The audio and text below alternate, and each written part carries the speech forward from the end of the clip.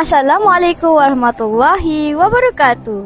Saya Ifa Dania selaku wartawan muda unit TV PSS SMK Rancang.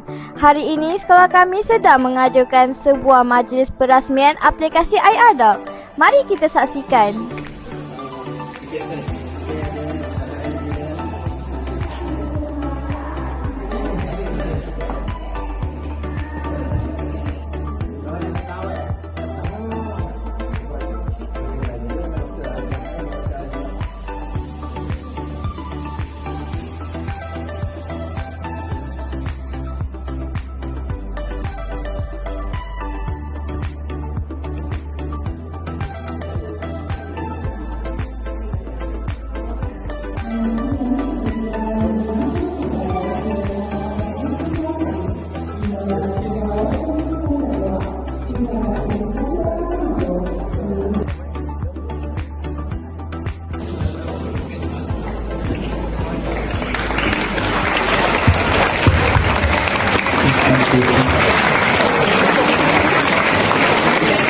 Yang kedua, Inspektor Muhammad Zulkarnain bin Sulaiman, Pegawai Penyiasat Jenayah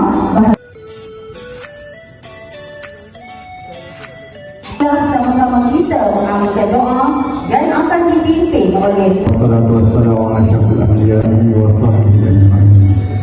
Ya Allah, Ya Rahman, Ya Rahim.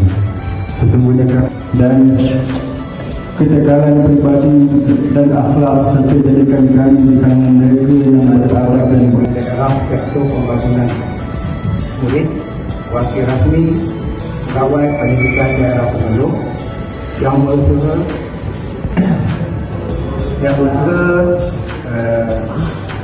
Cik Muhammad Izzat dan Arifin Pengetua SMK Rancang. Amin, bagi pihak PBB kerana berjaya memastikan satu lagi program yang sangat berkesan, yang sangat baik untuk pada saya peringkat daerah Temeluk nanti. Jadi dengan Temeluk dapat dengan ini merasmikan peluncuran iAdopt bagi program kebaikan sosial pendidikan kesehatan pendidikan.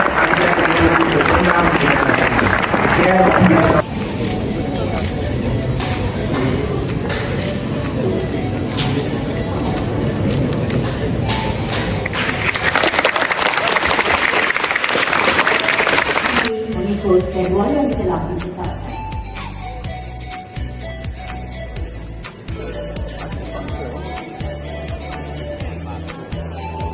Assalamualaikum warahmatullahi wabarakatuh.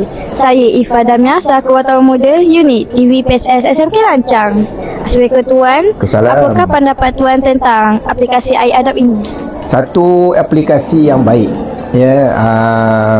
dapat mengumpulkan maklumat melalui data-data yang dikumpulkan ini. Kita dapat membuat perancangan, intervensi untuk memastikan sekolah ini berada dalam keadaan sekolah yang selamat, muridnya dapat belajar dengan baik, akhirnya dapat meningkatkan kecemerlangan sekolah. Itu sahaja daripada saya. Sekian, terima kasih. Okay.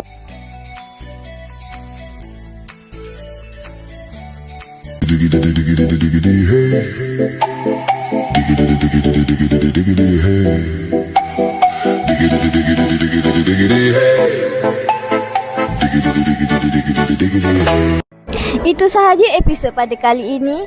Sekian, wabillahi taufiq wa hidayah. Assalamualaikum warahmatullahi wabarakatuh.